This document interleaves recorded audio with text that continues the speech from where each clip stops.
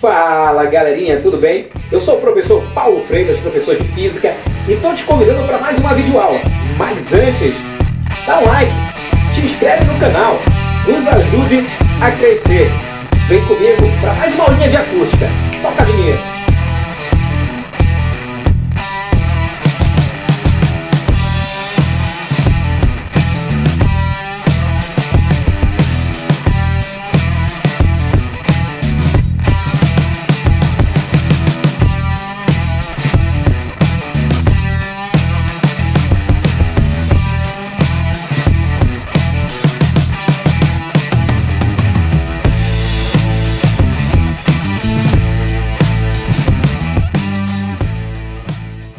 Bem, galerinha, bem-vindos à nossa segunda aula, Acústica 2. E o primeiro assunto abordado aqui será fenômeno sonoro, tá?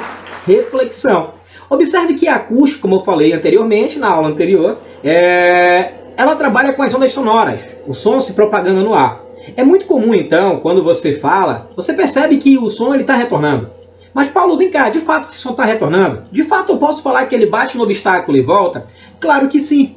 E esse fenômeno é conhecido como o fenômeno da reflexão. Se você esqueceu, vá lá na nossa videoaula de fenômenos ondulatórios 1, e você vai ver que o nosso primeiro fenômeno abordado foi reflexão, onde a gente faz justamente essa análise.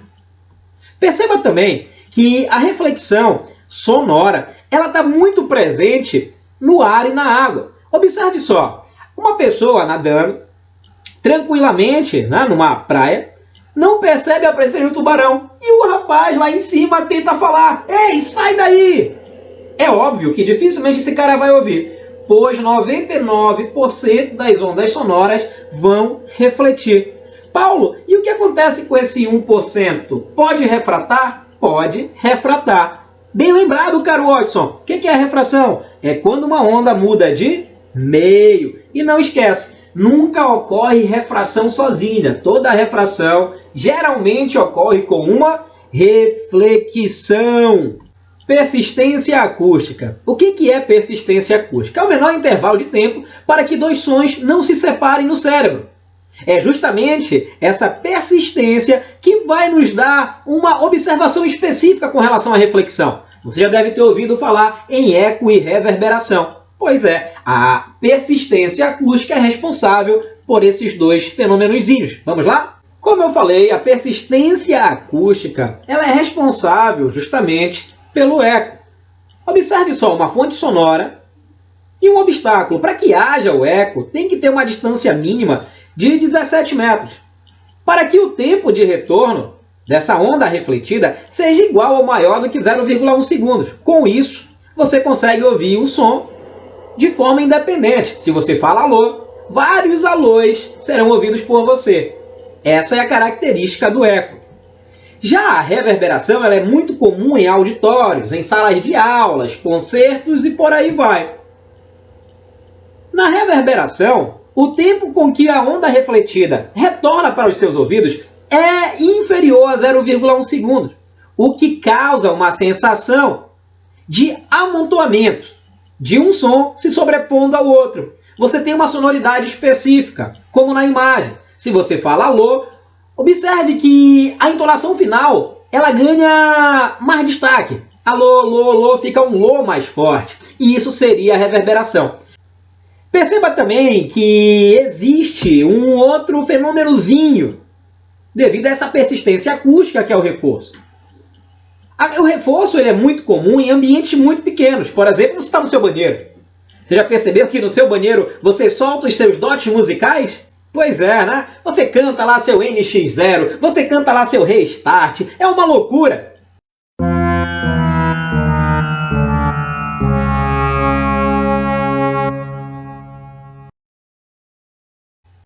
Perceba que o finalzinho do alô, o O, ganha um maior prolongamento. É justamente o que nós chamamos de reforço. Baseado nisso, repara só essa tabelinha que a gente preparou para você. O eco, então, uma distância mínima, a partir de 17 metros em relação a obstáculos.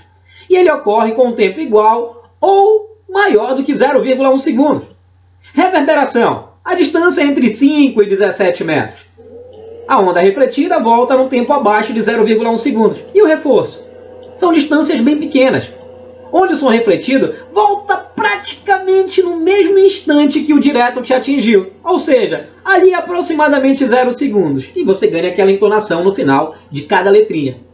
Cuidado, né? Que quando a gente trabalha com a reflexão, a gente está falando com a ida e com a volta. Com isso, se você está a uma distância x do obstáculo, lembre que o som vai, percorre x e volta percorrendo x. Então, se você for calcular uma velocidade, lembrando que a velocidade ela é constante e que ela é calculada pela relação entre o espaço e o tempo, lembra que esse espaço não é x, ele será o quê? Ida e volta, 2 vezes x sobre o tempo. E aí você calcula a sua velocidade. Toma muito cuidado também com sonares e radares. Sonar, som, reflexão sonora, radar, ondas de rádio, ondas eletromagnéticas, reflexão das ondas de rádio. O sonar ele é muito utilizado em embarcações. Se você não teve a oportunidade de andar numa embarcação, vá na internet, dê uma olhada, procure saber sobre essas imagens. O navio ele emite um sonar, uma onda sonora, no interior do mar. Esse som, ao bater no fundo, retorna por reflexão, trazendo a ele uma imagem, algo semelhante com o que ocorre na ultrassonografia. Intensidade sonora. Bem, lembra que nós falamos que intensidade é a característica onde nós fazemos referência ao volume, que está relacionado com a amplitude e também está relacionado com a energia. A intensidade sonora, senhores, tem justamente uma equação bem específica que eu gostaria de salientar, conversar com os senhores. Perceba bem aqui que a intensidade sonora ela é dada por uma relação entre potência e área. Perceba que a intensidade sonora ela é inversamente proporcional à área de onde o som está sendo emitido. Com isso, se a área é pequena, a tendência dessa intensidade é se elevar.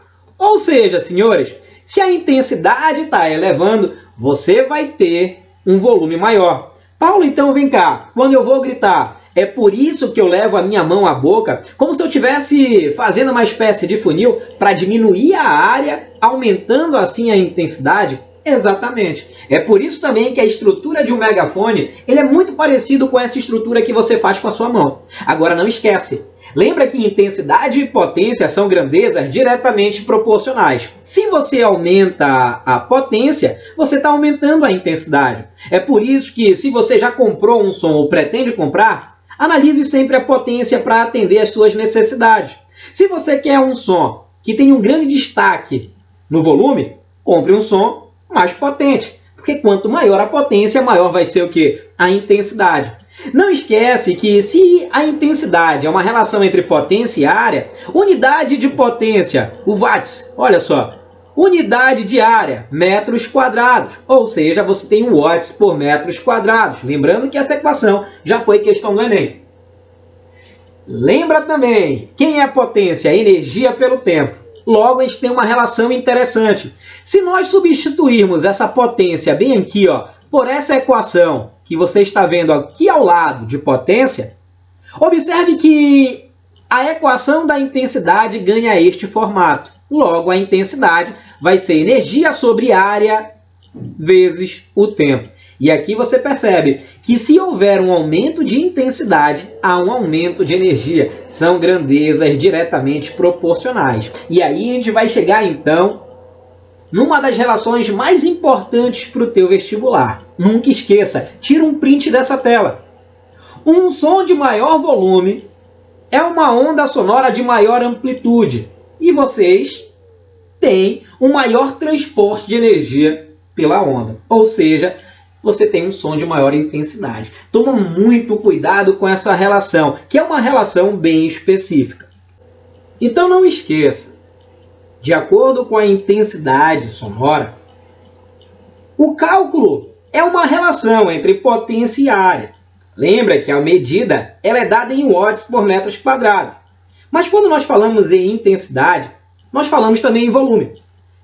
Perceba que os sons audíveis que um ser humano consegue perceber sem que ele sinta dor e, ao mesmo tempo, com que ele ouça, tenha condições para ouvir, vai de 10 elevado a menos 12 até 10 elevado a 0 watts por metros quadrados. Lembrando que 10 elevado a menos 12 watts por metros quadrados é conhecido como limiar de audibilidade. Lembra também que 10 elevado a 0 watts por metros quadrados é conhecido como limiar da dor, porque a partir dele você tem sons dolorosos. Bem, galerinha, vamos então ao nosso último tópico, nível sonoro. Lembra que eu falei dos decibelímetros, que são aparelhos que servem para verificar o nível de poluição sonora de um ambiente? Pois é, o nível sonoro é justamente essa grandeza presente no decibelímetro. É ele que vai fazer o controle desse som no ambiente. 40 decibéis, por exemplo, é um som calmo. 60 decibéis é um som barulhento. Mais de 80 decibéis já constitui poluição sonora. Lembre que lá em Acústica 1 eu te mostrei uma relação entre os níveis sonoros. Te mostrei que entre 90 decibéis e 140 decibéis você pode passar por vários níveis de sintomas, desde efeitos psicológicos até a ruptura do seu tímpano.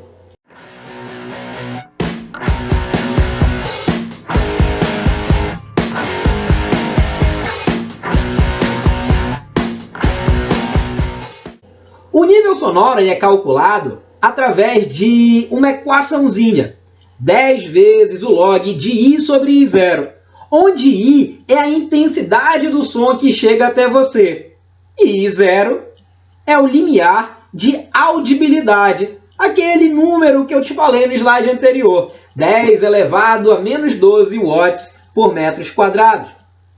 Toma muito cuidado com o nível sonoro, pois é uma grandeza de extrema importância. Bem, pessoal, chegamos ao final de mais uma aula. Espero ter contribuído com o teu conhecimento e espero ter te ajudado. Antes de ir embora, não esquece, dá um like, se inscreve no canal. A gente conta com a tua participação. Um abraço a todos e até a próxima.